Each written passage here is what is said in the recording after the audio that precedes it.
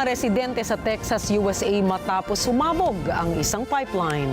Pero bakit naman kaya sumabog ang nasabing pipeline at ilang mga tahanan naman kaya ang naapektuhan ng nasabing pagsabog? Aalamin natin yan mula sa mga detalye ng balita na ibabahagi maya-maya.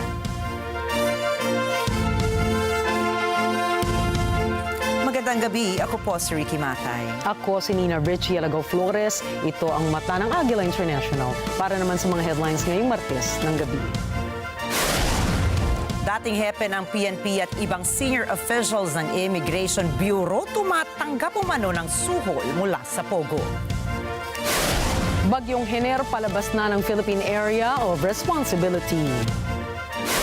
Estados Unidos sinaprubahan ang posibleng arms deal sa Taiwan. U.S. Secretary of State Antony Blinken muling tutungo sa Egypt para isulong ang Gaza ceasefire.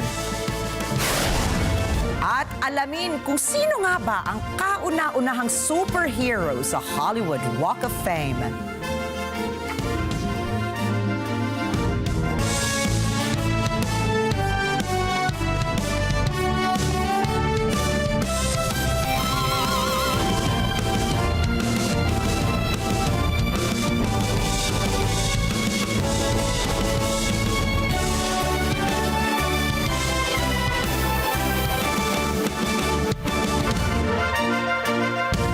Naibunyag sa pagdinig sa Senado na tumatanggap umano ng suhol ang isang dating hepe ng Philippine National Police at mga senior officials ng Immigration Bureau mula sa Pogo operators. Pinaniniwalaan ding tumatanggap ang nasabing dating PNP chief ng sinasabing tumulong kay dismissed Bambam Mayor Go para makaalis ng Pilipinas. Sa pagdinig ng Senate Committee on Women, Children and Family Relations, hindi pa tinutukoy ni retired General Raul Villanueva ng PAGCOR ang pinaniniwala ang dating hepe ng PNP. Subalit ito anya ang natatalakay sa intelligence community. Una nang nalaman na may sinuhula ng dating alkalde ng 200 million pesos para makatakas palabas ng bansa. Pero giit ng National Police, wala pa silang natatanggap na ulat patungkol sa nasuhulang PNP personnel. Tuloy-tuloy po ang kanilang pag-coordinate sa ibang agencies para malaman kung may mga PNP personnel na involved, then we will file the necessary case po kung may mga evidence po aming makukuha, Your Honor. Tutulong na ang Philippine National Police o PNP para maaresto si dating presidential spokesperson Attorney Harry Roque. Ito ay matapos bigong maisumite ni Roque sa Kamara ang mga ipinangako nitong mga dokumento ukol sa koneksyon nito sa operasyon ng Pogo. Ayon sa PNP, mayroong standing arrest warrant sa Kamara si Roque. Subalit, batay sa report na nakarating sa Kamara, hindi nasisipot itong si Roque sa mga pagdinig ng Quad Committee. Ito ay sa kondisyong maglabas muna ng desisyon ang Korte Suprema kaugnay ng petisyong abuse of power ng Kongreso sa pagpapataw ng contempt court sa mga ipinatatawag na resource persons sa mga committee hearings. Samantala, sinabi naman ni Interior Secretary Benhur Abalos, lumapit lamang ang Quadcom sa PNP at hahanapin nila si Roque. Ang sagot lang po namin ay kami handang makipag-coordinate sa House of Representatives, kung ito'y mayroong contempt, na ipag-coordinate lang po sila sa PNP at tutulong po ang PNP sa paghahanap. Tinawanan ni Harry Roque Jr., dating tagapagsalita ng Administrasyong Duterte, ang bansag na siya isang fugitive matapos maging target ng paghahanap ng pulisya. Sa isang post sa social media, idineklara ni Roque na hindi siya isang fugitive at dapat pa rin siyang maprotektahan ng Bill of Rights. Ang House Quad Committee ay may standing order para sa pag-aaresto kay Roque dahil sa kabigo ang magsumite ng mga dokumento kaugnay sa kanyang mga ari-arian. Pinaniniwalaan ng ilang mambabatas na maaaring konektado si Roque sa mga iligal na aktibidad ng Pogo. Iginit naman ni Roque na wala siyang anumang kinalaman sa mga aligasyon. Dagdag pa niya, hihintayin niya ang desisyon ng Korte Suprema ukol sa kanyang mosyon na kinwestiyon ang legalidad ng warrant of arrest na inisyu ng komite. Inaprubahan ni Pangulong Ferdinand Marcos Jr. ang full budget na hinihingi ng Department of Health o DOH. Ayon kay Health Secretary Teodoro Herbosa, gagamitin nila ang 7.9 billion pesos na pondo upang bumili ng mga bakuna para sa pagpapalawak ng National Immunization Program sa Pilipinas. Nakatakda ring simula ng DOH ang Bakuna Eskwela, isang nationwide school vaccination program sa darating na October 7. Hinihikayat ng ahensya ang mga mag-aaral sa grade levels 1, 4 at 7 na magpabakuna ng libreng HPV, measles, rubella, tetanus at diphtheria vaccines. Ayon sa datos ng Department of Health o DOH, tumaas ng 68% ang bilang ng dengue cases sa Pilipinas ngayong January 1 hanggang August 31. Kung noong nakaraang parehong taon o parehong panahon ay 100,000 lamang ang bilang ng dengue cases sa bansa, ngayong taon ay pumalo na ito sa 208,965 cases. Sinabi ni Health Secretary Ted Herbosa, maraming local government units na ang nagdeklara ng state of calamity upang ma-access ang kanilang mga emergency funds. Anya, marami ring mga ospital ngayon ang full capacity na o di na kayang o kaya ay nagkaubusan naman ng stock ng dugo. Ilan sa mga rehiyong mataas ang dengue cases ay Region 3, Region 4A at Region 7.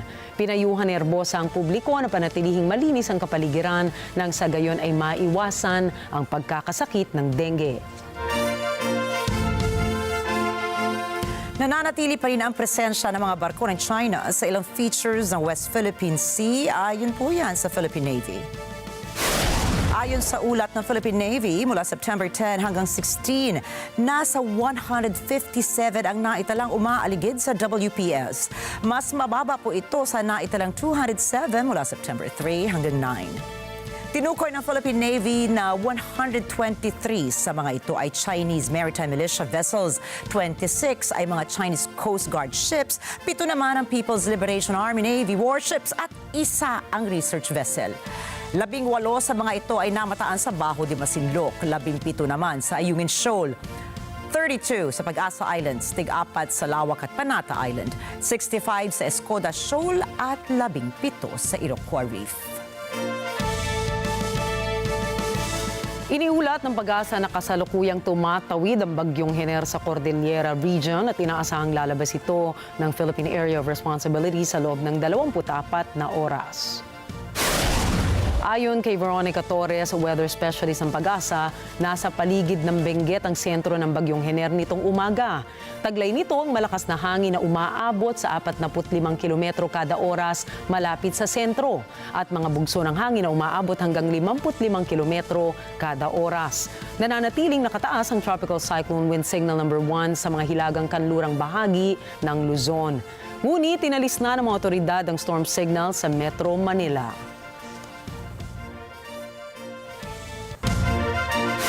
Susunod, US Ambassador inakusahan ng Israel na sadyang tinatarget ang mga paaralan sa Gaza.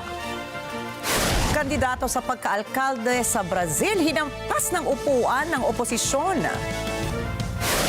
At suspect sa pangalawang Trump assassination attempt, sinampahan na ng kaso. Mga balita pong yan sa pagbabalik ng mata ng Agila International.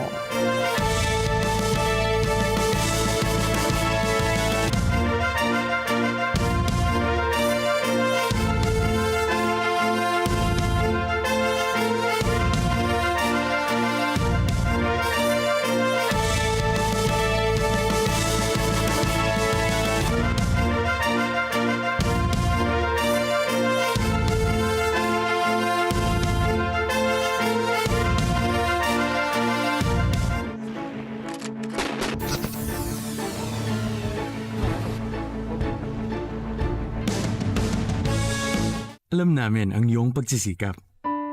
Dama namin ang iyong mga sakripisyo. Kita namin ang pagharap mo sa bawat pagsubok. Kaya sa kabila ng mga hamon ng buhay, nandito kami para umalalay.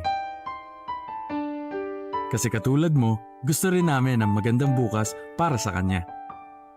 Hatid namin ang dekalidad na edukasyon at makabagong pasilidad sa abot kayang halaga. Kaya huwag ka nang mangamba. Sasamahan ka namin tuparin ang mga pangarap niya.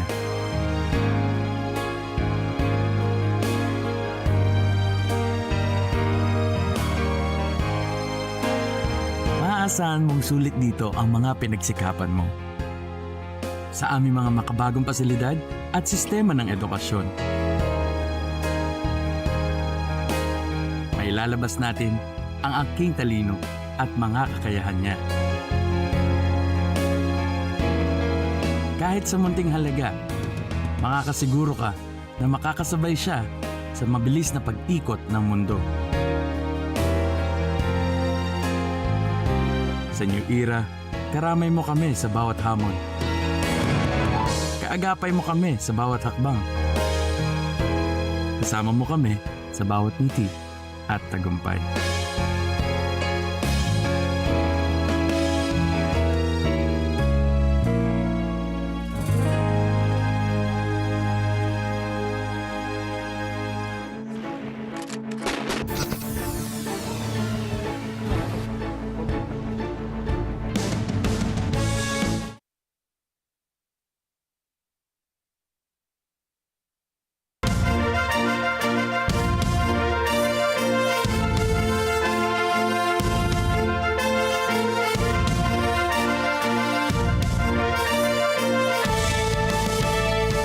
Inaprubahan ng Estados Unidos ang isang pagbebenta ng mga military spare parts sa Taiwan na may halagang $228 million. Ayon sa US State Department, ang pagbalik, pag-ayos at pagpapadala muli ng mga spare parts ay manggagaling mula sa stock ng gobyerno. Sinabi nilang walang magiging problema ang Taiwan sa pagdaragdag at paggamit ng mga ito sa kanilang mga sandatahang lakas.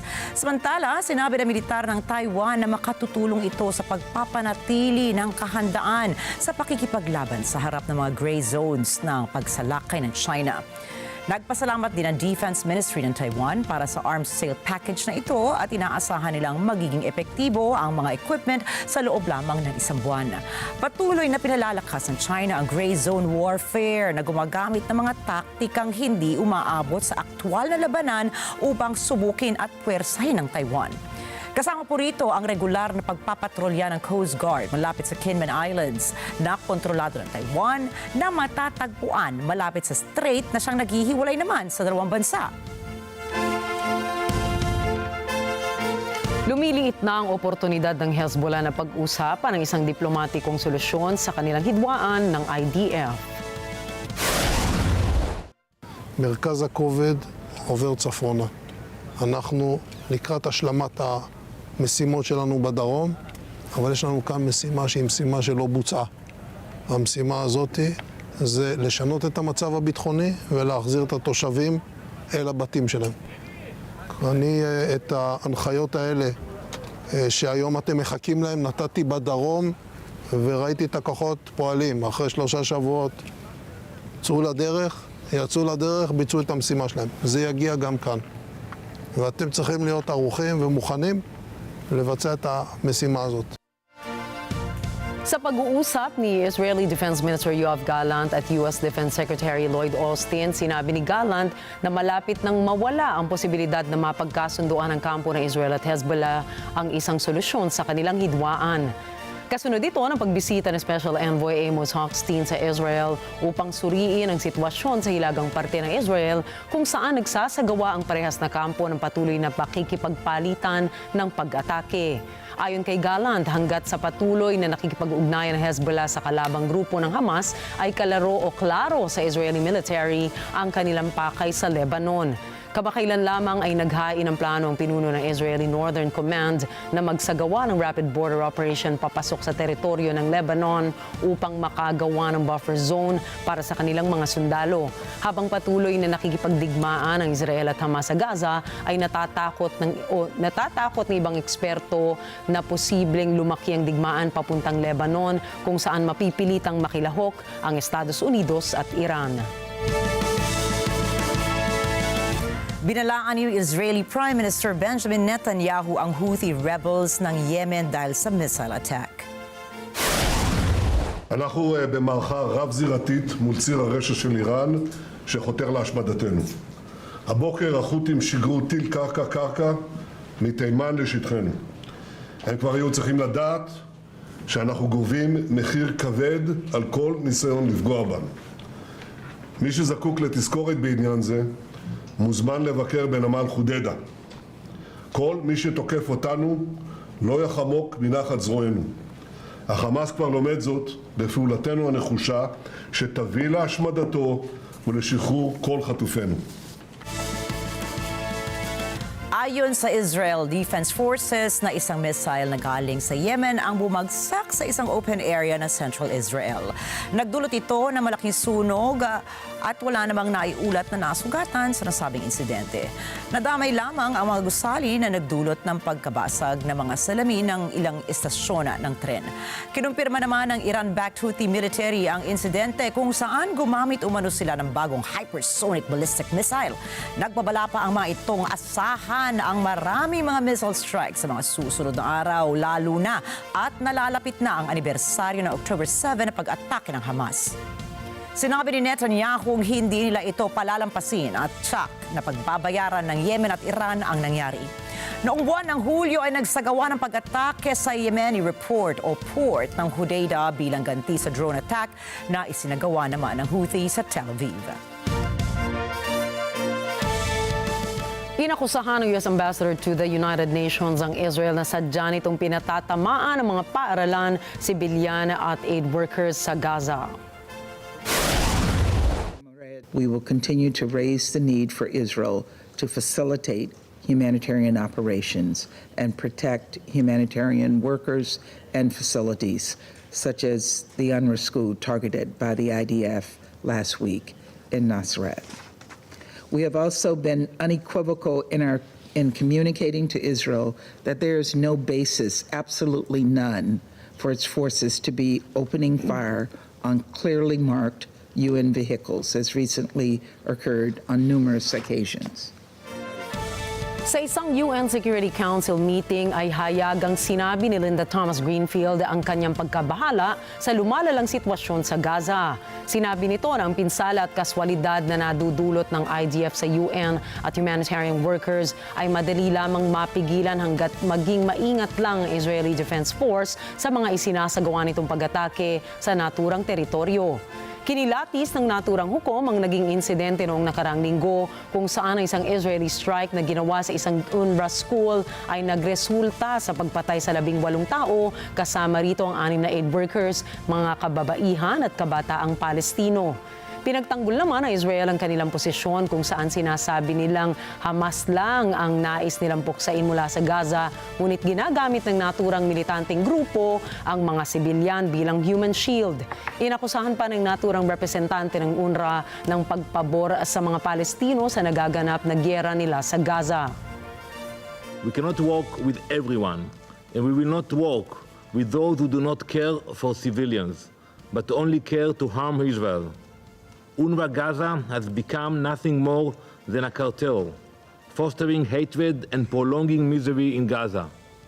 UNRWA Gaza does not assist, it enables. It enables the very forces that keep Gaza in a state of despair. We have documented proof of UNRWA staff involved in the Hamas-led atrocities of October 7.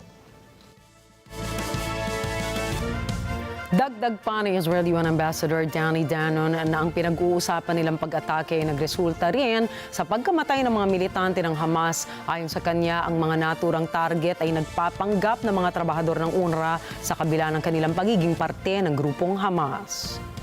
Let me be clear this morning. UNRWA cannot be part of the solution. They are part of the problem. Each of these terrorists were Hamas military operatives. They had a day job and a night job. Each of them was employed by UNRWA. Muling magtutungo si United States Secretary of State Antony Blinken sa Egypt upang muling buhayin ang pag-uusap para sa tuluyang tigil putukan sa Gaza. Ilang buwan nang sinusubukan ng Estados Unidos, Qatar at Egypt na maipasa ang isang permanenteng ceasefire plan sa pagitan ng Israel at Hamas para sa Gaza. Subalit hanggang sa ngayon ay bigo pa rin ang mga negotiators na mapapirmahan sa magkabilang kampo ang naturang plano dahil sa hinahaing kondisyon ng magkabilang kampo.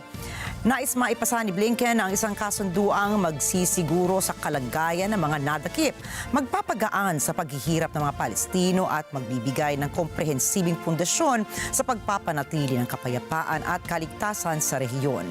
Nagmamadali umano si Blinken na maipasa ito dahil sa tumataas na bilang ng mga Palestinong nasasawi sa nagaganap na giyera. Ayon sa World Health Organization, inilikas nito mula sa Gaza ang may 77 mga pasyente at 155 mga kasama nito. Ayon sa ahensya, ito ang pinakamalaking medical evaluation o evacuation mula noong Oktubre 2023. Narito ang report ni Perla Rogacion. Mula Gaza, dinala ng WHO ang kulang sa 100 mga pasyente at lampas sa 150 mga kasama nito sa United Arab Emirates para ipagamot doon.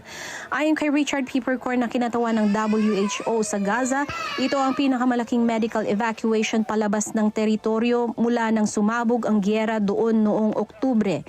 Ibiniyahe ang mga pasyente mula Gaza sakay ng mga ambulansya. Dumaan ang mga ito sa Kerem Shalom Crossing patungong Ramon Airport sa Israel na tutuloy sa Abu Dhabi. Kabilang sa mga pasyente ang 45 mga bata at 52 katandaan na may mga sakit tulad ng cancer, sakit sa puso, congenital anomalies, sakit sa dugo at sa atay at yung may trauma at injuries. Dahil sa misyong ito, nakapag-deliver din ng gas na kailangan para sa isinasagawang polio vaccination campaign ngayon doon. Dagdag pa ni Peppercorn, higit sa 250,000 mga bata sa Gaza ang ngayon nabakunahan na ng unang turok laban sa polio. Natapos ang kampanyang ito sa Hilagang Gaza noong Huwebes. Mula nang maglaban ng Israel at Hamas, 17 na lamang na sa dating 36 na mga ospital ang nagagamit ngayon. Pearl Rogacion para sa mata ng Agila International. Trusted, connected, on point.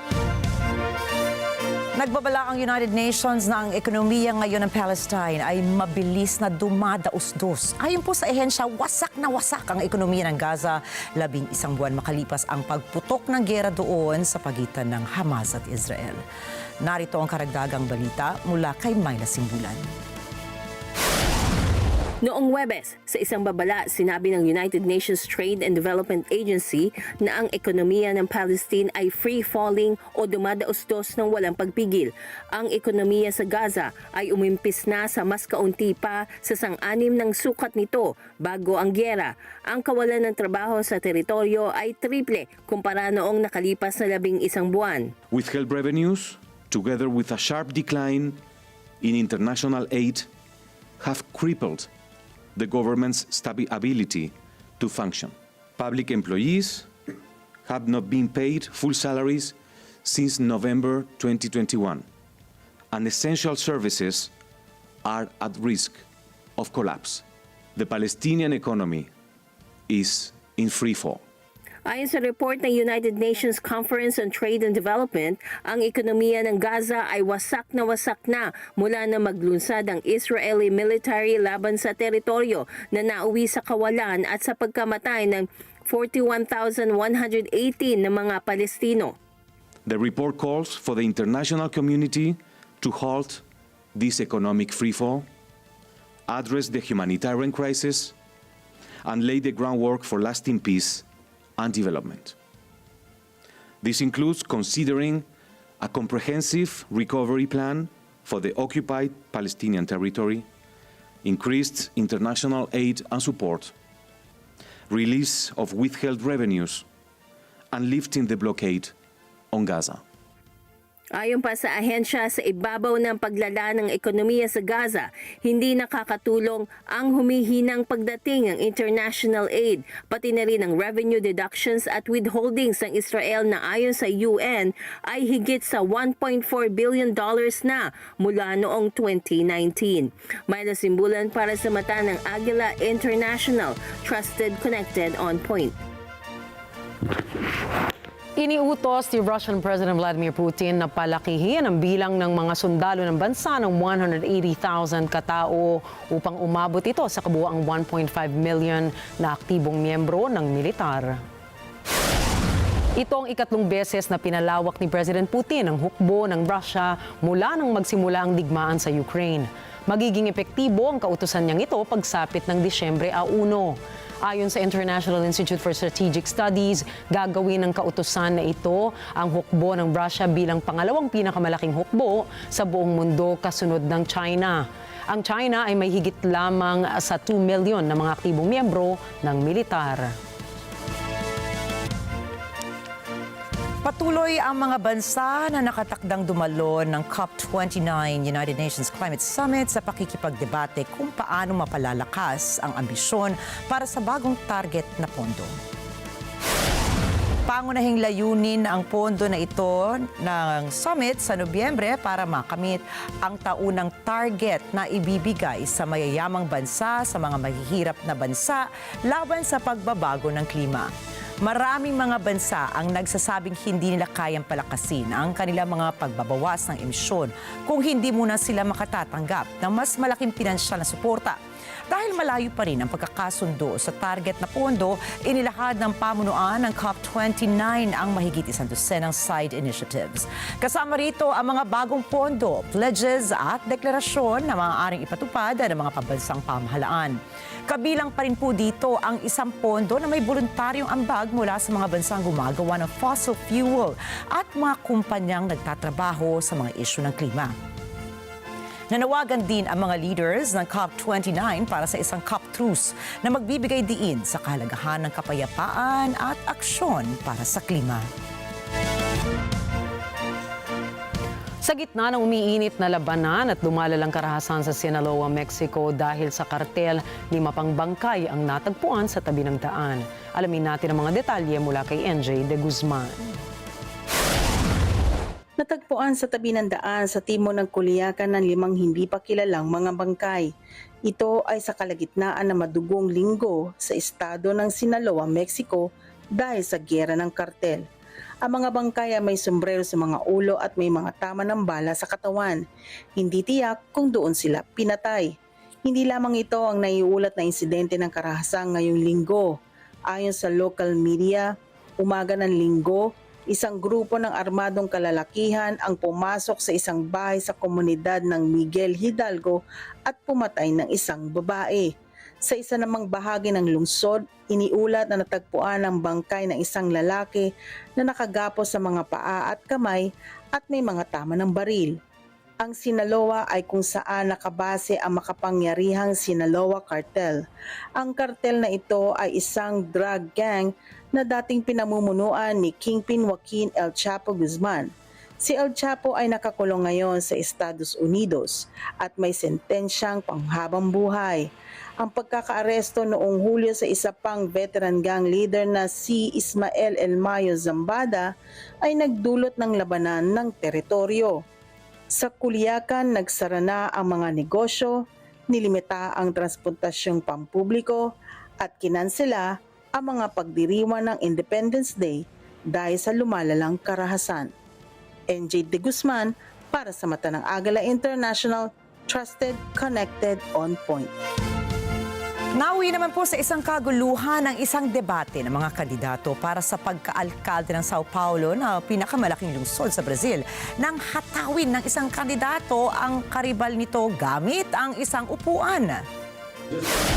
Sa galit noong linggo, kinuha ni Jose Luis Atena ang isang upuan at ibinagsak ito at hinampas sa balikat ng katunggali niyang si Pablo Marsal. Si Atena na nasa pang-5 pwesto sa mga botohan ay pinalabas ng debate. Habang si Marsal ay dinala sa pagamutan para ipagamot ang isang bruised rib. Nagsimula ang alitan na ito nang sumabog sa galit si Datena nang sabihin ni Marsal na hindi siya kayang saktan ni Datena kagaya ng nauna nitong pagbabanta. Binanatan naman ni Datena si Marsal sa naunang debate matapos banggitin ni Marsal ang reklamo ng sexual harassment labang kay Datena noong taong 2019 ng isang katrabaho nito. Binawi naman ng katrabaho ni Datena ang reklamo, subalit sinabi nitong siya ay tinakot lamang talaga para hindi na ituloy ang reklamo. Sinampahan na ng 2 kasong gun-related ang suspect sa assassination attempt kay Donald Trump sa Florida golf course nito. Sinasabing nagtago sa dilim ang suspect sa loob ng halos 12 oras nang maispatan ito ng mga otoridad sa damuhan na may hawak na baril habang naglalaro ng golf ang dating presidente. Narito ang mga detalye mula kay Bernhard Gonzaga. Ang suspect sa assassination attempt kay Republican presidential candidate Donald Trump ay kinilala noong Lunes na si Ryan Routh, 58 taong gulang. Ayon kay U.S. Attorney Mackenzie Lapointe ng Southern District of Florida, kinasuhan si Routh ng firearms offenses kaugnay ng tangkang pamamaril sa Trump International Golf Course noong Linggo. We're here to announce that Ryan Wesley Routh, 58 years old, of Hawaii, has been charged by a criminal complaint in the Southern District of Florida with firearms offenses related to an incident which occurred yesterday at Trump International Golf Course right here in West Palm Beach. Roth was charged federally with possession of a firearm by a convicted felon and possession and receipt of a firearm with an obliterated serial number. Dagdag ni Lapointe, pinangunahan ng FBI ang investigasyon. The FBI is leading this investigation, this ongoing investigation. As the Attorney General stated earlier today, the FBI is continuing its investigation of this incident as an assassination attempt upon the former president. Noong Linggo, kinompronta ng Secret Service agents ang suspect habang nakasalampak ito sa damuhan. Tumakbo ang suspect sakay ng isang sports utility vehicle. Natagpuan ng mga otoridad ang loaded assault strike rifle na may scope, digital camera at plastic bag na pagkain na naiwan ng suspect. Matapos ang 40 minuto, inaresto si Ross sa Interstate 95. Nang tanungin ng suspect kung alam nito ang dahilan ng pagharang sa kanya ng pulis, umuo ito. Ang plaka ng kanyang sasakyan ay inireport na ninakaw mula sa ibang sasakyan. Dinitalya ni Special Agent in Charge Jeffrey B. Veltri ng FBI Miami Field Office ang mga natuklasan nito ukol sa suspect. Sinabi nito may aktibong online presence ang suspect at ito rin ay napatunayang may sala noong kaugnay ng kasong possession of weapon of mass destruction. Cellular data shows that the subject was in the vicinity of the golf course roughly 12 hours before the engagement with the United States Secret Service. Our investigative teams conducted a neighborhood canvass in an effort to collect and obtain relevant video footage. The subject had an active online presence, and we are going through what he posted and any searches he conducted online. In addition, we're going through media reports and public statements he made that he wanted to recruit Afghan soldiers and others to fight for Ukraine. By way of his background, in 2002, as the United States Attorney mentioned, the subject was charged and convicted in North Carolina for possession of a weapon of mass destruction. Law enforcement checks also revealed that from 1997 to 2010, the subject had numerous felony charges for stolen goods. I can also share with you that he was the subject of a previously closed 2019 tip to the FBI where it was alleged he was a felon in possession of a firearm. In following up on the tip, the alleged complainant was interviewed and did not verify, I repeat, did not verify providing the initial information. The FBI passed that information to local law enforcement in Honolulu. Hindi man nasaktan si Trump sa insidente, marami na naman ang nagtatanong kung paano nakalapit ang isang armadong suspect sa dating presidente na 2 buwan lamang ang nakalipas ay may nagtangka sa buhay nito sa isang rally sa Butler, Pennsylvania. Nadaplisan ang tenga ni Trump sa assassination attempt na iyon noong Hulyo 13. Samantala, ayon kay Acting U.S. Secret Service Director Ronald Rowe, ang pagbisita ni Trump sa golf course nito sa West Palm Beach ay wala sa pampublikong schedule nito. Hindi rin anya malinaw kung alam ng suspect na naroon si Trump sa mga sandaling iyon. Sumasa ilalim sa matinding pag-uusig ang Secret Service dahil sa assassination attempt kay Trump noong Hulyo. Ang Secret Service ang pumoprotekta sa US presidents, presidential candidates at iba pang high-level dignitaries. Ayon sa mga kritiko, ang 2 insidente ng assassination attempt ay halimbawa kung gaano kakomplikado ang ingatan ang presidential candidate sa gitna ng mainit na kampanya. 7 linggo na lang ang nalalabi bago ang eleksyon sa Nobyembre 5. Bernhard Gonzaga para sa Mata ng Agila International. Trusted, connected, on point. Isang araw matapos ang presidential debate sa pagitan ni Republican candidate Donald Trump at Democratic candidate Kamala Harris noong Martes, nabulabog ang kalakalan na isinasalalay ang takbo sa kung sino ang maaaring manalo sa eleksyon. Narito po ang report ni Angela Guzman. Humihip ang hangin sa pabor ni Kamala Harris pagdating sa markets na nakaabang sa resulta ng US presidential debate kamakalawa. Nagkumahog ang investors na baguhin ang kanilang posisyon noong Miyerkules. Umaga ng trading noong Miyerkules, pumaksak ng 18% ang shares ng Trump Media and Technology Group, ang kumpanyang nagmamay-ari ng Truth Social. Si Trump ay may higit na 50% stake sa kumpanya na may total market value na $3.7 billion. Popular ang shares nito sa retail traders na sensitibo sa kung mananalo ba si Trump sa November election. Bumaksak rin ang cryptocurrency-related stocks. Pinisisyon na ni Trump ang sarili bilang kandidatong pro-Bitcoin. At sakaling makabalik siya sa White House, sinasabing tagumpay ito ng industriya ng cryptocurrency na umaakusa sa kasalukuyang administrasyon ng regulatory overreach. Ayon sa isang stratehista, maaaring humarap sa pagsubok ang crypto at energy stocks kapag umaya ng market sa nababagong dinamikong politikal. Sa kabila nito, isang tipo ng energy company ang kumita dahil sa posibilidad na makinabang sa maaaring pagkapanalo ni Harris. NG De Guzman para sa mata ng Agila International, trusted, connected, on point. Tinanggal ni Tesla CEO Elon Musk ang isang kontrobersyal na post sa kanyang social media platform na X kung saan biniro niya na wala pang nagtangkang mag-assassinate kina US President Joe Biden at Vice President Kamala Harris. Biniro ito ni Musk matapos lamang ng kamakailang pangalawang pagtangkang pagpatay kay dating US President Donald Trump sa isang golf course. Kinundena ng mga ex-users ang komento ni Musk at nagtrending ang hashtag na Deport Elon Musk sa naturang platform. Nagbigay rin ng pahayag si Andrew Bates, tagapagsalita ng White House, at sinabing ang karahasan ay dapat kinokondena lamang at hindi kailanman hinihikayat o binibiro. Binawi naman ni Musk ang kanyang post at sinabing hindi niya dapat iyon inilabas sa X.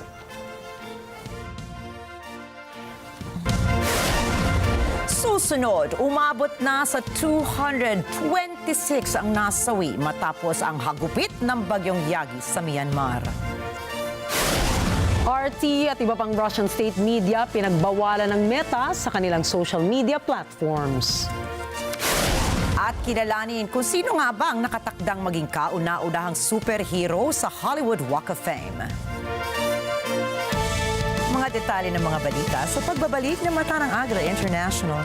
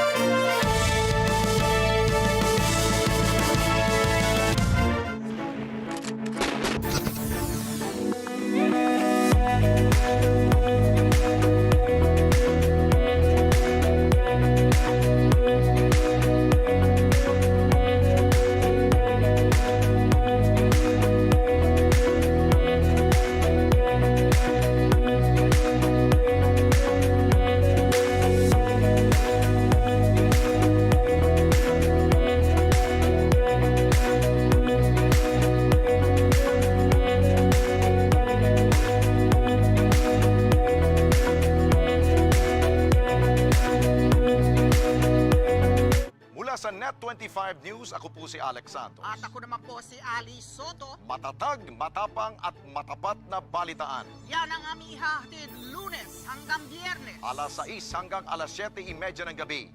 Mata ng Agila Prime Time dito sa Net25.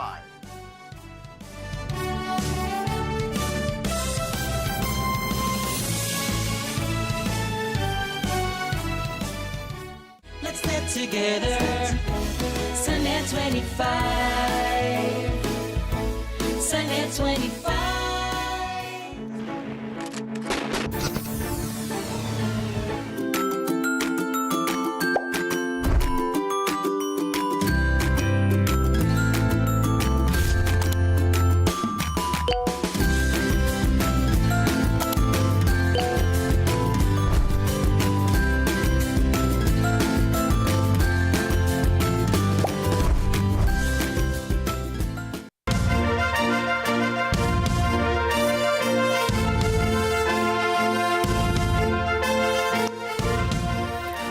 Umabot na ngayon sa 226 ang bilang ng mga taong nasawi sa pagtama ng bagyong Yagi sa Myanmar. Ayon sa mga otoridad ay nasa 55 milyong mga residente sa bansa ang apektado at nangangailangan ng agarang tulong. Dagdag pa rito ang 77 katao na patuloy na pinaghahanap matapos mawala sa kasagsagan ng bagyo. Batay sa United Nations Office for the Coordination of Humanitarian Affairs ay aabot sa 40,000 acres ng lupang sakahan ng lubog sa baha. Kasama na rito ang nasa 26,000 kabahayan na nasira ng matinding pag-ulan at pagbaha. Samantala, binuksan naman ng mga opisyal ang nasa 388 relief camps para sa mga residente na walang matutuluyan. Patay ang nasa 8 katao sa Channel. Ito ay matapos magtangkang tumawid mula France patungong England. Ayon sa mga otoridad ay aabot sa 60 pasaherong sakay ng rubber vessel na nakaranas ng problema sa katubigan sa bahagi ng rehiyon ng Pas de Calais. Dagdag pa nila ang Channel ay isa sa pinakaabalang shipping lanes sa buong mundo na hindi magandang daanan ng mga maliliit na bangka. Kinilala ang mga migranteng pasahero na nasawi mula sa bansang Eritrea, Sudan, Syria, Egypt, Iran at Afghanistan. Nailigtas naman ang nasa 51 pasahero nito na ngayon ay nasa pangangalaga ng emergency cruise. Samantala, umakyat na ang bilang ng insidente ng pagkasawi sa 46 na tao. Ito ay matapos dumaan sa nasabing channel.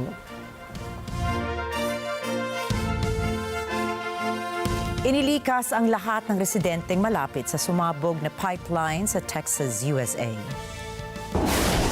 Inihayag ng Deer Park City Authorities na ilikas na nila ang halos 50 mga pamilya dahil sa sunog. Tinupok naman ng apoy ang 5 bahay matapos kumalat ito. Nasaktan naman ang isang bombero matapos subukang apulahin ang sunog sa nasabing lugar. Ipinag-utos naman ng LaPorte City officials na manatili muna ang mga tao sa loob ng mga gusali. Ito po ay para makaiwas sa masasamang dulot sa kalusugan ng usok mula sa nasusunog na pipeline. Batay sa inisyal na investigasyon ng pulisya, may isang kotse ang bumangga sa pipeline infrastructure na siyang naging sanhi ng sunog. Inaalam naman ng otoridad kung paano nakapasok ang sasakyan sa pasilidad.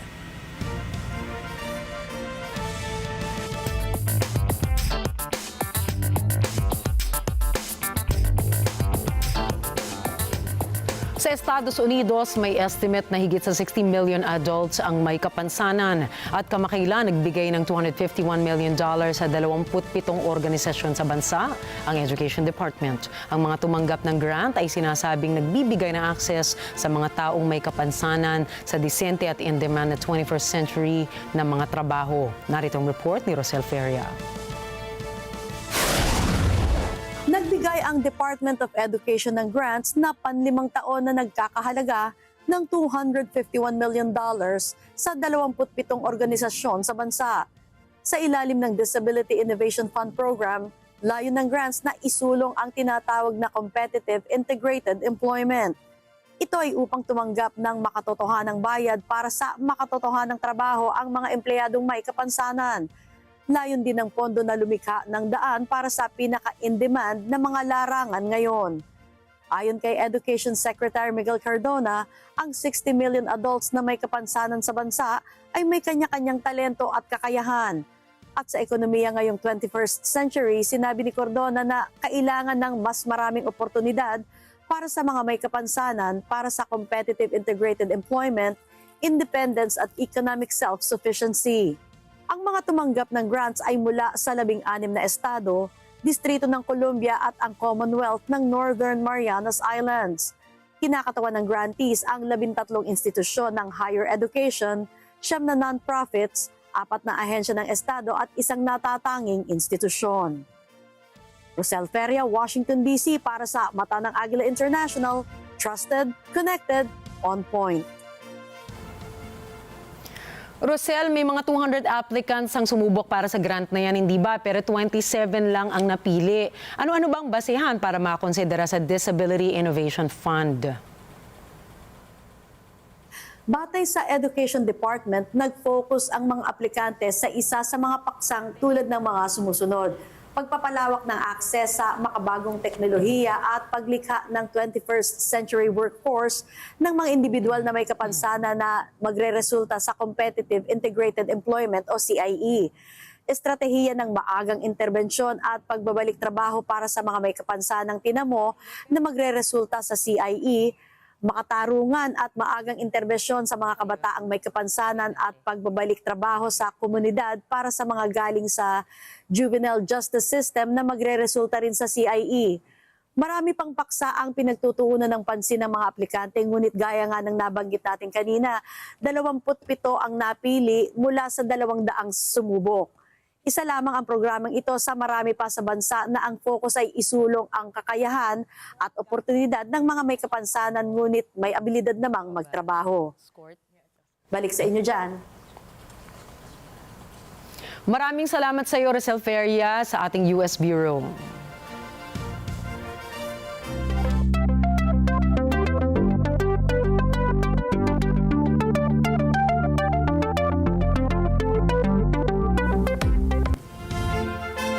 Naglabas po ngayon ang French fashion house na Pierre Cardin ng training spacesuit para sa mga astronauts ng the European Space Agency. Isinuot ng German astronaut na si Mathay ang prototype ng spacesuit sa Pierre Cardin workshop sa Paris. Ayon kay Morer ay komportable sa katawan ang telang ginamit sa suit at nakatutuwa na may ilan itong pressure points kumpara sa ibang spacesuits. Nilinaw naman ng Pierre Cardin na magkakaroon pa ng ilang pagsasaayos sa suit bago ito gamitin sa Luna, ang bagong gusali ng moon surface simulation. Sinabi rin nila na ang paggawa at pagpili ng tela sa spacesuit ay hindi naging madali dahil sa iba't ibang kondisyon na maaaring makaapekto sa misyon ng mga astronauts. Kabilang dito ang batayan na dapat ay matibay ito sa matinding temperatura na hindi magbibigay ng komportableng o pakiramdam sa magsusuot. Inakusahan ng kumpanyang Meta ang RT, Rosia Segodnya at ibang Russian state media networks na gumagamit sila ng mapanlinlang na taktika para palihim ng mga impluensya online. Dahilan ito ng Meta sa pag-ban nila sa mga ito mula sa kanilang app o sa app ng kumpanya, kabilang narito ang Facebook, Instagram, WhatsApp at Threads. Sa isang pahayag, sinabi ng Meta na after careful consideration, we expanded our ongoing enforcement against Russian state media outlets. Rosia Segodnya, RT, and other related entities are now banned from our apps globally for foreign interference activity. Hindi naman agad nagbigay ng pahayag ang Russian Embassy sa naging hakbangin ng Meta.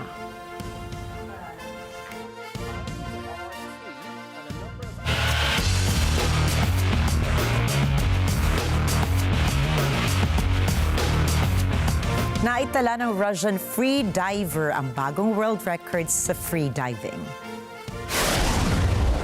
Nagawa ni Alexei Molchanov ang pagsisid ng 125 metro sa ilalim ng Mediterranean Sea sa ginanap na AIDA Free Diving World Championships sa Ajaccio, Corsica.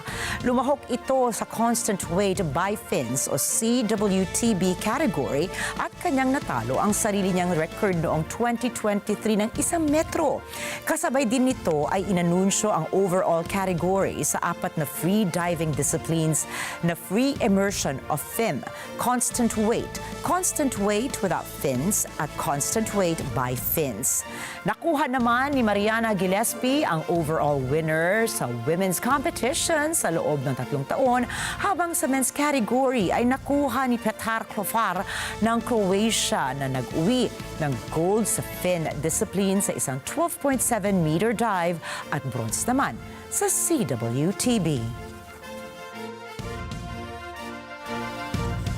Nangunguna sa listahan si World Athletics Chief Sebastian Coe na matunog ang pangalan bilang susunod na magiging Pangulo ng International Olympic Committee. Si Coe ay isa sa 7 kandidato na nakatakdang pumalit kay IOC President Thomas Bach. Ilan sa mga makakaharap nito ay sina Kirsty Coventry na umaasang magiging unang babae at African na mamumuno ng IOC at si cycling boss David Lapartient. Gaganapin ang halalan sa IOC session sa Athens, Greece mula March 18 hanggang 21 sa susunod na taon. Una nang inanunsyo ng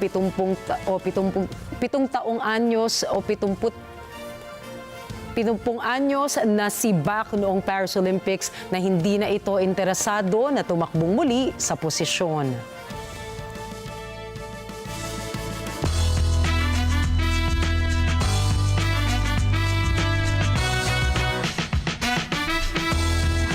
At noong Miyerkules po, tumapak sa entablado ng MTV's Video Music Awards ang pop megastar, walang iba kundi si Taylor Swift. Ito ay upang hikayatin ang kanyang fans na magparehistro para bumoto sa US presidential elections. Pinasalamatan ni Swift ang MTV sa pagbibigay sa kanya ng pagkakataon upang pasalamatan ang kanyang fans. Sinabi niya sa fans na kung sila ay higit 18 taong gulang na, ay magparehistro sila para sa isang bagay na napakahalaga sa kanya. At ito ang 2024 US presidential elections. Sinalubong ito ng malakas na sigawan mula sa kanyang fans. Nanalo ang black and white na video ni Swift na Fortnite kung saan kasama si Post Malone bilang Video of the Year. Ito po ang pinakamataas na parangal sa taunang Video Music Awards ng MTV.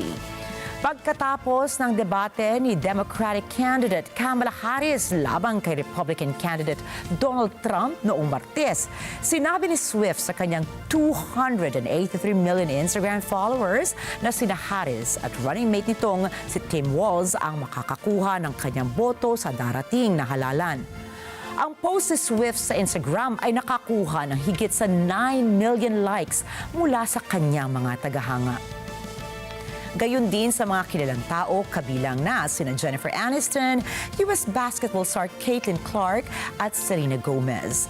Iniulat ng isang tagapagsalita ng US General Services Administration noong Miyerkules na nakatanggap sila ng 337,826 visits sa vote.gov mula sa custom URL na ibinahagi ni Swift.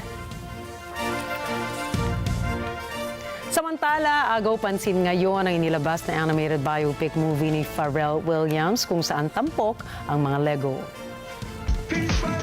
Inilabas na ang premiere ng Piece by Piece ni Pharrell sa 2024 Toronto International Film Event na binubuo ng mga karakter at iba pang eksena na gawa sa Lego. Bukod dito, ibinigyang boses din ni Pharrell at ng ilang mga artista na gaya ni Gwen Stefani, Kendrick Lamar, Jay-Z ang mga tauhan sa pelikula. Ayon kay Pharrell, ang mga Lego ay isa sa pinakapaboritong karakter at laruan ng mga bata sa buong mundo na siyang naging inspirasyon sa pagkakabuo nito. Dagdag pa rito ay nagsulat rin siya ng orihinal na kanta para sa pelikula na umiikot sa kwento ng pagbuo ng pangarap mula sa kawalan. Nakatakda namang tumanggap sa darating na September 26 ang star mula sa Hollywood Walk of Fame, ang superhero na si Batman. Makasaysayan ang nasabing pagkilala dahil si Batman ang kauna-unahang superhero na nakapasok sa Hollywood Walk of Fame. Matatanggap nitong ika-60,764 na star ng Hollywood Boulevard na matatagpuan sa harap ng Hollywood Guinness World Records Museum. Dagdag pa rito ay igagawad naman ng opisyal ng Guinness World Records adjudicator na si Michael M. Prick ang katibayan at sertipiko para sa Batman. Pangungunahan ng Hollywood Chamber of Commerce President na si Steve Nissen ang event kung saan ay makakasama niya ang Pangulo at Chief Creative Officer ng DC Comics na si Jim Lee. Samantala, ang iconic superhero na si Batman mula sa comic books, TV at mga pelikula ay patuloy na kinikilala ng mundo sa loob ng 55 taon.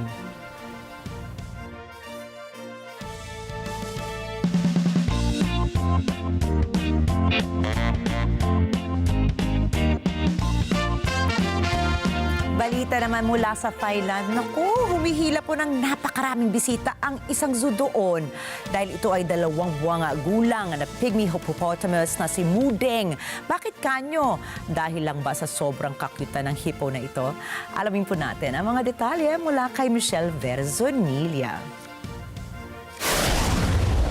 Ayan ang pangalan ng pygmy hippopotamus sa Thailand na biglang sumikat nang ang videos nito ay naging viral sa social media halos 2 linggo pa lang ang nakakaraan. Marami sa videos ay kinunan ng kanyang tagapag-alaga na si Atapon Nande. Ngayon may 2.6 million followers na si Mudeng sa TikTok at lalong lumalawak pa ang kasikatan nito. Naging inspirasyon si Mudeng ng mga likhang sining at mga produktong confectionery mula sa mga masusugid na tagahanga nito. Kamakailan lamang sinimulan ng cosmetic retailer na si Pora Thailand na ipromote si Mudeng para sa blush product na may tagline na "Wearer blush like a baby hippo." Ayon sa zoo director na si Narong Wichod Choi, kasalukuyan nakakakuha ang zoo ng 3 hanggang 4,000 bisita kada araw. Ito ay kung ikukumpara sa karaniwang bilang na 800 sa ganitong panahon ng taon. Tuwing weekend umaabot ng 10,000 ang bilang ng bisita ni Mudeng, lampas doble kung pangkaraniwang araw. Noong Lunes, 12 ng fans ang nagtipon sa paligid ng kulungan ni Mudeng upang masilayan ng baby hippo. Ang pink chick na baby hippo ay ipinanganak na may 2 kapatid na ang mga pangalan sa Thai ay isinalim bilang pork stew at sweet pork. Si Mudeng ay apo ng 59 na taong gulang na babaeng hipong si Male. Katatapos lang magdiwang ng kaarawan ni Male sa Khao Kho Open Zoo. Siya ang pinakamatandang hipo sa Thailand na nasa loob ng zoo. Michelle Verzonilla para sa mata ng Agila International, trusted, connected, on point. Napaka-cute naman ni Mudeng. Super! So dagdag na naman yan sa bibisitahin namin ni Nina. Dami-dami na. Grabe oh. Subalit bago po yan, tandaan, narito kami para maghatid ng balita saan mang dako na mundo. Muli ako po si Rikki Mathay. Ako si Nina Rikki Alagao Flores. Ito ang mata ng Agila International. Para naman sa mga balitang nangyari sa iba't ibang panig ng mundo, punta naman tayo kay Alma para sa mata ng Agila World News. Take it away, Alma.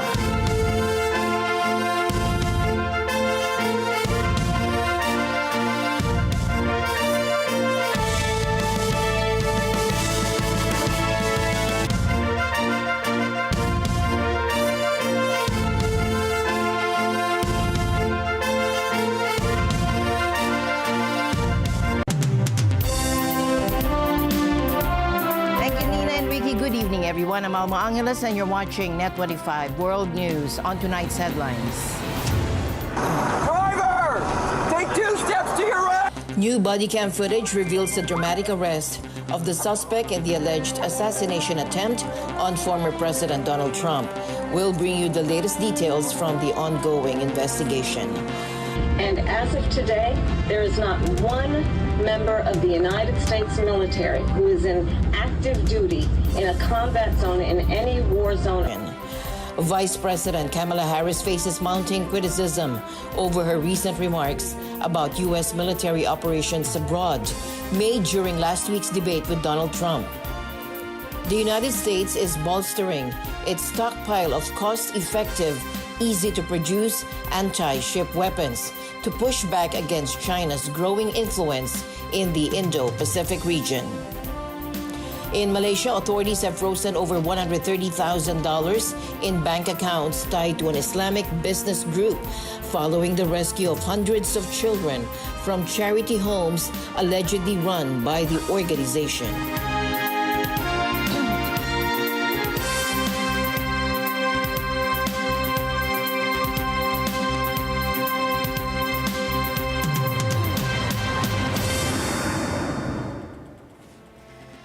Following Sunday's assassination attempt on Donald Trump, multiple investigations are now underway.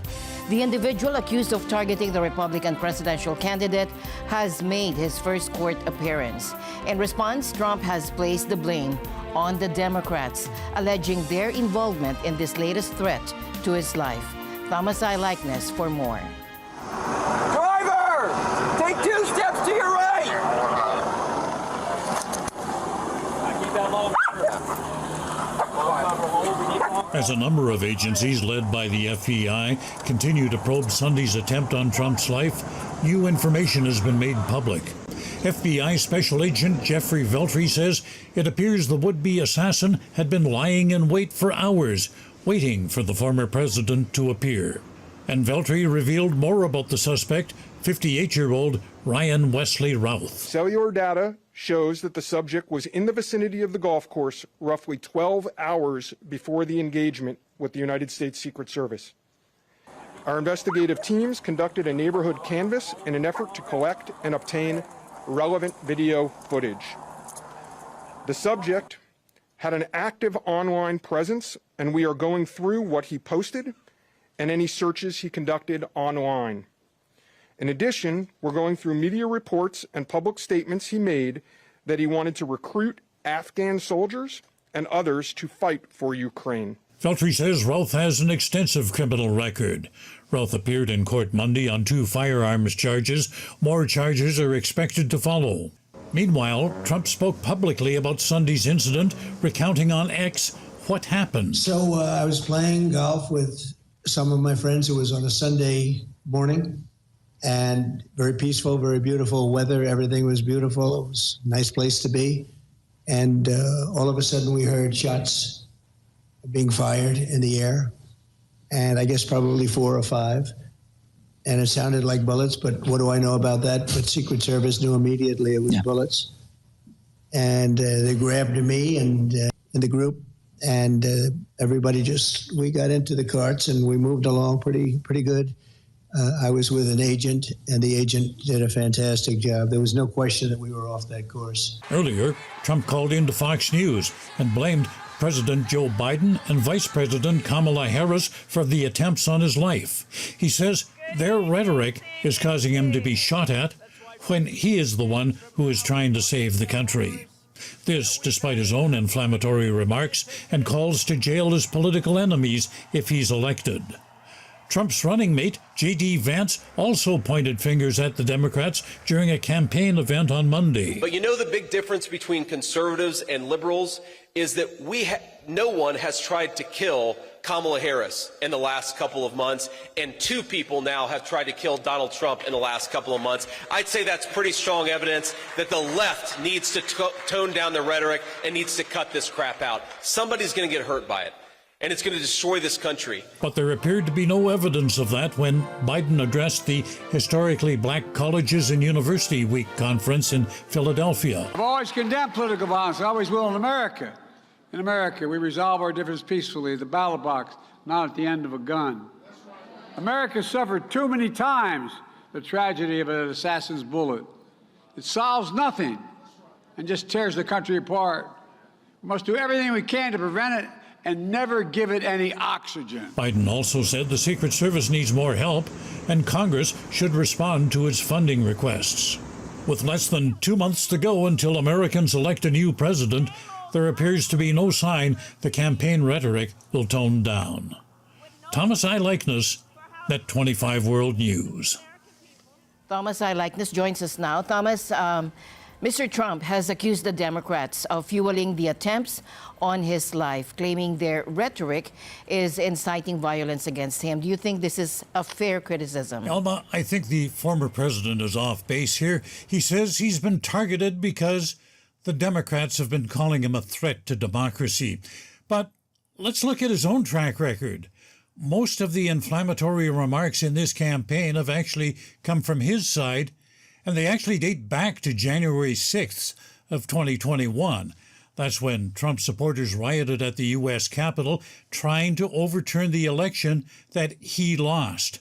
Trump, incidentally, and even has said this during the campaign, insists that he won that vote, and he's calling the jailed rioters patriots and hostages. His vitriol has also targeted immigrants. He's threatened to prosecute and jail his political opponents. He's even mused about suspending the Constitution. And Republicans as a whole have long voted against tightening the country's loose gun laws. So, with people whipped into a frenzy over this campaign talk, and the ease that someone who is unhinged can buy a gun, it's no wonder that incidents like the one on Sunday occur. Alma? Now, Thomas, this election cycle seems unprecedented in U.S. history, with 2 assassination attempts on Trump and a swirl of bizarre conspiracy theories. The campaign trail appears to be in turmoil as we head into the final weeks before Election Day. Do you believe the intensity and drama will subside? It seems pandemonium has broken out on the campaign trail. Alma, you describe it well. Pandemonium. Chaos would be another adjective. The rabid attacks by the Republicans and their right-wing allies seem to be never-ending. Let me give you a couple of recent examples here. Now, in response to the latest attempt on Trump's life, Elon Musk He's a big Trump supporter. Well, Elon was thinking out loud on X, wondering why, and these are his words, why no one is even trying to assassinate Biden/Kamala. Now, that post included an emoji of a face with a raised eyebrow. He's since deleted it. He's claiming he was just joking, but, the Secret Service doesn't find that amusing at all. They find no humor in that comment. The Secret Service says it's aware of the post, but it wouldn't comment any further, saying it doesn't speak about matters of protective intelligence. The White House issued a statement calling Musk's remarks irresponsible. And, secondly, for a third straight day on Monday, some schools in Springfield, Ohio, had to be closed because of bomb threats. And these threats follow the false claims last week from Trump and his running mate J.D. Vance that Haitians in the city are eating people's pets. And Vance says he's not going to let up on those claims. He says he wants the media to investigate that story, even though it has been completely debunked. And these are just two examples. There are many more instances of people stirring the pot on social media, inflaming people's emotions, claiming they have a right to free speech. But free speech doesn't give you the right to yell fire in a crowded theater. It seems the real political issues in this campaign are being pushed aside and the silliness is dominating the headlines. Alma? Thank you, Thomas, for your insightful analysis.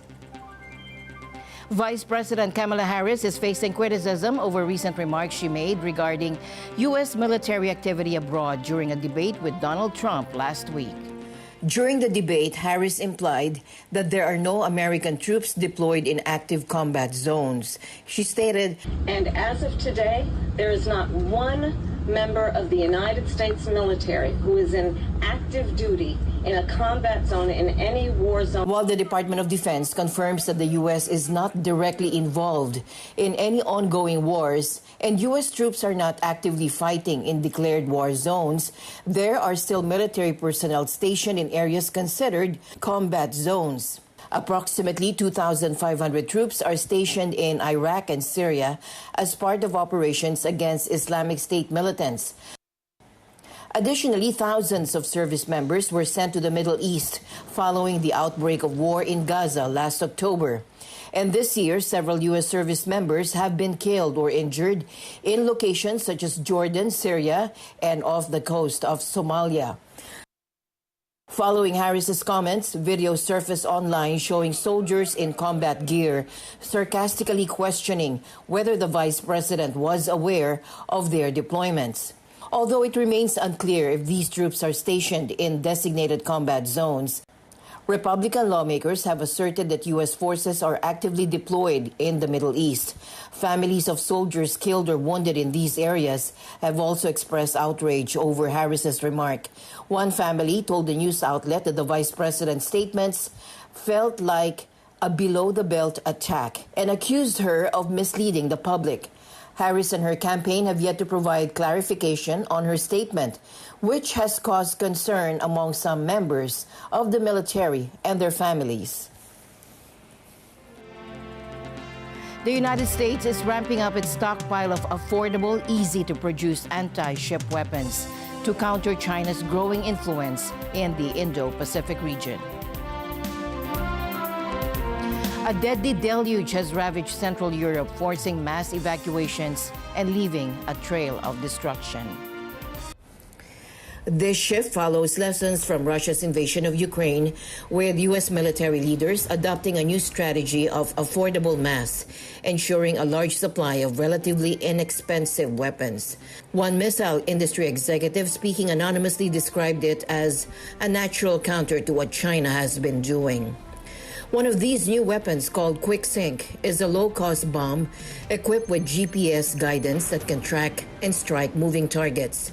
In a recent test, a B-2 stealth bomber successfully hit a ship with a Quick Sync bomb in the Gulf of Mexico. Ewan Graham, a senior analyst at the Australian Strategic Policy Institute, says Quick Sink is part of a broader response to China's arsenal of ships and missiles designed to target vessels. It's a natural counter to what China has been doing. Despite China's numerical advantage in anti-ship missiles, experts believe mass-producing Quick Sink could narrow the gap, placing China's fleet of over 370 warships at greater risk. Quick Sink, developed by Boeing and BAE Systems, can be dropped from U.S. or Allied warplanes, turning standard bombs of the cost of other systems. The U.S. Indo-Pacific Command has requested thousands of these Quick Sink bombs, part of a broader plan to overwhelm enemy defenses. According to the anonymous industry executive, this is a key element of the strategy to offset China's advantage in missile numbers. The U.S. is also deploying a variety of anti-ship systems across Asia. Recently, the U.S. Army stationed its new Typhoon missile batteries in the Philippines during an exercise. The system, capable of launching SM-6 and Tomahawk missiles, offers a low-cost way to strike sea targets. Colin Ko, a scholar at Singapore's S. Rajaratnam School of International Studies, highlighted the importance of this buildup. In a way, it's like leveling the playing field. Ko compared the strategy to the use of low-tech anti-ship missiles by Houthi forces in the Red Sea, which forced the U.S. and other nations to deploy costly defensive weapons. Even if you have a smaller arsenal of such offensive missile systems, you can still project some deterrence, according to Ko. By placing weapons like Quick Sink in key locations, such as the Philippines, the U.S. would have strategic access to much of the contested South China Sea. China claims 90% of the area, a stance opposed by 5 Southeast Asian states and Taiwan. According to Graham, the U.S. buildup is designed to make life difficult for the People's Liberation Army Navy, countering China's efforts to restrict U.S. naval movements in the Western Pacific. A deadly deluge has ravaged Central Europe, forcing mass evacuations and leaving a trail of destruction. Bursting their banks and inundating towns, more rivers across Central Europe have been unable to deal with a deadly deluge of heavy rain from the worst flooding in at least 2 decades. And on Monday, Poland's government declared a disaster in affected areas and said that it had set aside $260 million to help victims. Prime Minister Donald Tusk said his country and others affected would seek financial aid from the European Union. The southern Polish town of Kłodzko was still inundated with water on Monday after border areas between the Czech Republic and Poland were hit hard over the weekend. Surging water levels collapsed some bridges, forced evacuations and left a trail of destruction. And in Nysa, swollen rivers caused a hospital to evacuate its patients, including pregnant women and elderly people in rafts. The country's education minister said 420 schools had been closed across 4 provinces. Water levels in some parts of Poland were not expected to peak until Wednesday. Thousands have been evacuated in the Czech Republic, and in the town of Jeseník, floods stormed through on Sunday, destroying vehicles, roads and homes. Some residents have begun the clean-up after water levels began to drop. This man saw water as high as 2 meters running through the street. He says his house may need to be taken down and the telephone lines are not working. Water and electricity are also out. Devastating impacts have also been felt in eastern Romania, where villages and towns were submerged. Countries along the Danube River, including Slovakia and Hungary, were also on watch as levels were expected to rise. Budapest has declared 12,000 soldiers are on standby to respond.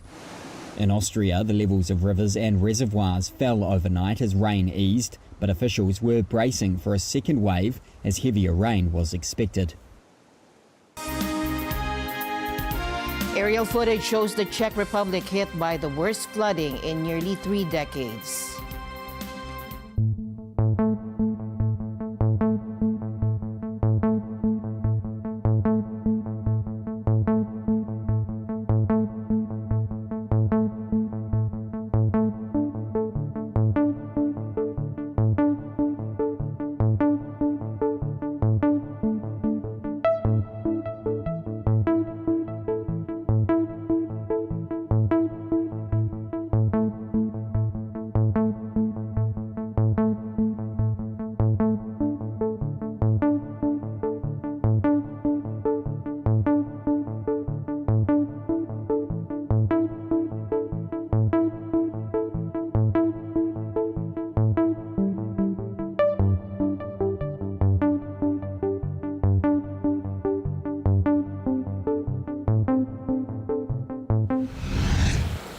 Meanwhile, Vietnam is preparing for more flooding with a tropical depression forecast to strengthen into a storm as it heads to its central coast. Days after Typhoon Yagi set off floods and landslides that killed more than 290 people in the north. With a long coast facing the South China Sea, the Southeast Asian country is prone to tropical storms that can cause large numbers of casualties and serious damage to industrial production and properties. The depression is forecast to strengthen into a storm within the next 24 hours, according to the government, as it sent a warning to coastal provinces. The storm would trigger heavy rains in central Vietnam, it said, adding that the depression is evolving in a complicated manner with possible changes in course, speed, and strength. Vietnam has been reeling from the impacts of Typhoon Yagi, the strongest storm to hit Asia this year, which made landfall in its northern coast 10 days ago. We'll be back with more news right after this break. Stay tuned.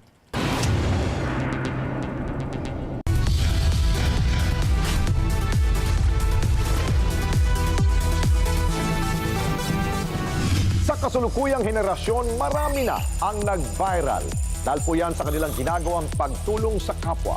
Pero mas marami ang tumutulong kahit walang nakakakita. Kaya naman kung ikaw ay may kilala na grupo o individual na may natatanging pagresponde sa lipunan at maging sa kalikasan, mag-text lamang sa 0915-415-1035 o mag-email sa responde@net25.com at magpadala ng mensahe sa ating Facebook page at Net25TV.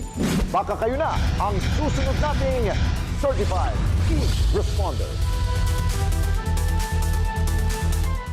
Let's get together sa Net25. Sa Net25. May init na issue at malalim na talakayan. Wala namang scandals, wala namang corruption issue or anything of that magnitude to warrant a change in leadership. Ang news commentary show na matapang at may paninindigan. Ito nga yung may Chinese mafia, nakakakuha ng mga authentic na Filipino birth certificate. Well, ako because nga sabi ko, ibabalance mo lang naman yan eh. So, maging mas stricto lang tayo, siguro taasan natin yung ante. Ano sa palagay nyo? Monday to Friday, 8 to 10 a.m. Dito lang sa Net25. Let's get together sa Net25.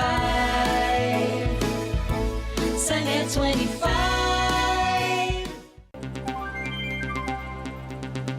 Malaysian authorities froze bank accounts totaling more than $130,000 linked to an Islamic business group after the rescue of hundreds of children from charity homes allegedly run by the firm. The country's top police officials said on Tuesday today. Authorities are investigating Islamic conglomerate Global Ikhwan Services and Business Holdings, or GISB, for alleged child abuse and neglect, money laundering and cheating, and religious offenses after police raided 20 premises said to be operated by the firm last week. Sehingga kini pembukuan aset yang telah dibuat oleh pihak Amla, sehingga kini sebanyak 96 akaun melibatkan GISB yang kita kenal pasti dan kita trace, yang mana jumlah yang kita bekukan aset ini lebih kurang RM581,552 31 sen. The accounts were frozen under the country's anti-money laundering laws. During last week's raids, police rescued 402 children and youths from the charity homes, with many showing old and new injuries consistent with sexual and physical abuse, as well as indications of emotional trauma and stunted growth following health screenings. Authorities said and police said that 13 of the children had been sodomized. The U.S. Department of Education is making a significant investment in the future of individuals with disabilities. A recent grant program has awarded over $250 million to organizations across the country, aimed at providing them with the skills and opportunities they need to secure meaningful employment. The U.S. Department of Education awards 5-year grants worth $251 million to 27 organizations across the country. Under the Disability Innovation Fund program, The grants aim to underscore competitive integrated employment. This so that youth and adults with disabilities are paid real wages for real jobs. They also aim to create pathways to some of today's most in-demand fields.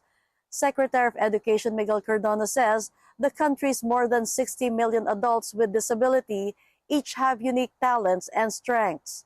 And in the 21st century economy, Cardona says more opportunities must be provided for these individuals to achieve their goals for competitive integrated employment, independence, and economic self-sufficiency. Recipients come from 16 states, the District of Columbia, and the Commonwealth of the Northern Marianas Islands. These grantees represent 13 institutions of higher education, 9 nonprofits, 4 state agencies, and 1 institution of higher education or special institution. Rosel Feria, Washington, D.C., Net 25, World News. Back to you, Alma. Rosel, while the Disability Innovation Fund grants were distributed nationwide, not all states have recipients. But given your location in Washington, D.C., how many grantees from the surrounding region or the district itself were selected to receive funding? That's right, Alma. The Education Department says they received 200 applications, but only 27 grantees were chosen. And from our region here, the D.C., Maryland, and Virginia area, 6 were chosen altogether. Here in D.C., where there are close to 104,000 adults with disability, 2 organizations received grants. The John F. Kennedy Center for the Performing Arts receiving $10 million, and the National Disability Institute receiving $10 million. In neighboring Maryland, there are 3 grantees.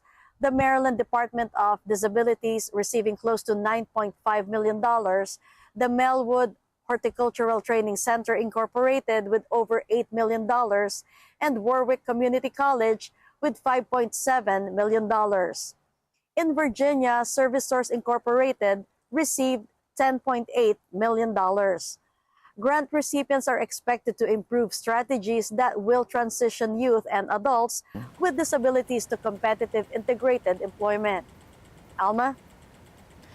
Rosel Feria reporting from Washington, D.C. Thank you, Rosel. Meta, the parent company of Facebook, has made a significant announcement regarding its policies on Russian state media. The decision marks an important shift in how the social media giant handles foreign influence on its platforms. Facebook owner Meta announced on Monday that it is banning Russian state media from its platforms. That includes RT and Rossiya Sugodnya, with the company citing deceptive tactics used to carry out covert influence operations online. The ban marks a sharp escalation from the world's biggest social media company against Russian state media. Until now, Meta only limited ad capabilities and reduced the reach of their posts. In a statement, Meta said, quote, "After careful consideration, we expanded our ongoing enforcement against Russian state media outlets. Rossiya Sugodnya, RT, and other related entities are now banned from our apps globally for foreign interference activity." It also said enforcement of the ban would roll out over the coming days. Meta's apps also include Instagram, WhatsApp, and Threads. The decision follows the US filing money laundering charges against 2 RT employees. Washington alleges the 2 hired an American company to produce content aimed at influencing the 2024 presidential election. Days ago, Secretary of State Antony Blinken equated RT's activities to covert intelligence operations. They are engaged in covert influence activities aimed at undermining American elections and democracies, functioning like a de facto arm of Russia's intelligence apparatus. Today, we're announcing that these Kremlin-backed media outlets are not only playing this covert influence role to undermine democracy in the United States, but also to meddle in the sovereign affairs of countries around the world. Russia's embassy to the US did not immediately respond to a Reuters request for comment, and the White House declined to comment. In briefing materials shared with Reuters, Meta said it had seen Russian state-controlled media attempting to evade detection online and anticipated continued deceptive practices. Meanwhile, Facebook parent company Meta is doubling down on its partnership with the maker of Ray-Ban glasses, aiming to boost the popularity of smart glasses. Meta has signed a new 10-year deal with EssilorLuxottica, the world's largest eyewear company. While there were rumors of Meta taking a stake in EssilorLuxottica, Tuesday's announcement didn't confirm that. Since 2019, Meta and EssilorLuxottica have collaborated on 2 generations of smart glasses. The first model didn't sell well, but the second version, launched late last year, has seen much more success. Ray-Ban's Meta eyewear offers features like making calls, listening to music, and taking photos with just a button press. Recently, an AI function was added for users in the US and Canada. In a statement, Meta CEO Mark Zuckerberg expressed optimism about the partnership. The next generation of Ray-Ban Meta smart glasses. And with that, we end tonight's broadcast. For everyone here on Net 25, I'm Alma Angeles. Thank you all for joining us. Good night.